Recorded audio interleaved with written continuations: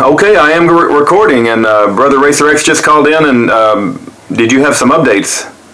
Yeah, the Pensacola courthouse, the county clerk, I just got a hold of the woman. She wouldn't necessarily give me her name because she didn't want it published, but she said, I've got the paperwork right here. I'm getting ready to submit it to the U.S. Marshals. That's right when I get off the phone with you, that's what I'm doing. And then she informed me that once the U.S. Marshals have it, then, they submit it, I guess, to the BOP. And then, so at least it's the first step in the right direction. Let me give you the U.S. Marshals number in Pensacola.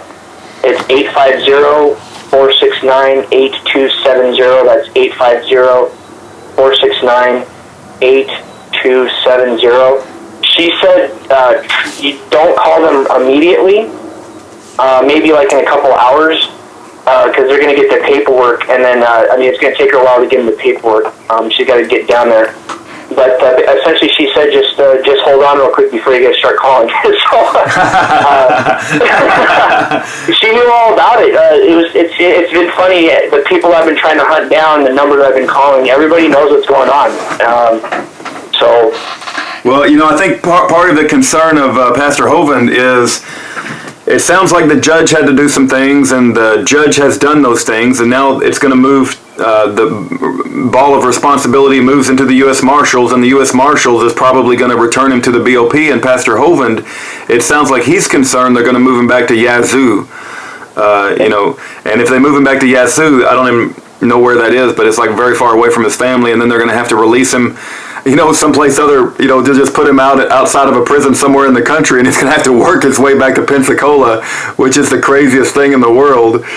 But, if it gets him out of there, it gets him out of there. But at the same time, I don't think he's looking forward to being transferred to another prison cell somewhere else in the country. Yeah, I understand. Now it's up to the good people that are within these institutions, these organizations, agencies to do the right thing. And it seems like everybody knows what's going on. Right before I got a hold of the county clerk, I called the Northern District of Florida U.S. Marshal's Office, and they all knew about it. The guy that I talked to, he was very, very cordial, actually, and he led me down the right direction. To try. Hey, that's Pastor Hovind. I'll talk to you. Okay, all right, brother. I'll get this out. God bless you. All right, that was Racer X, and it appears that the concern is, folks, that he's in Pensacola. He's 2.5 miles from his family. The judge has just released an acquittal. It's document 199, and let me read it to you what it says. This is Judge Margaret Casey Rodgers.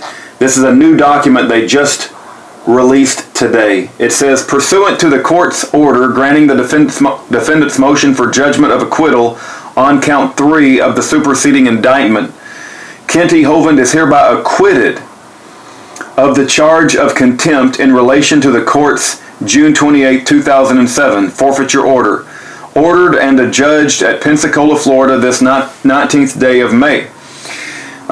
Signed by Jezebel Judge Margaret Casey Rodgers. So now that Judge Margaret Casey Rodgers finally did what she's supposed to do, the county clerk is entering something, and I guess it's going to be transferred over to the U.S. Marshals. The concern is that the U.S. Marshals are going to transfer Kent Hovind to Yazoo Federal Corrections Institute in Mississippi, which is crazy because he's 2.5 miles from his house. So you would think that we would drop policy just for 1 second here and just do the right thing, and someone just get his stuff and let him go, and I'm sure his family can pick him up and drive him 2.5 miles. You think that may be the right thing to do? I'm thinking that might be the right thing to do. But we'll just follow this thing, and I think Racer X gave a phone number to the U.S. Marshals, and if you want to wait two hours to call, that's certainly up to you. I don't know if I can wait 2 hours to call. I might just call a little bit early, but don't tell anybody. We ain't giving up, folks, and if these guys think we're annoying, let's see how annoying we can get until they just decide they don't want to do the right thing. And I tell you what, we'll stop being annoying if they'll just let our pastor go. How about that?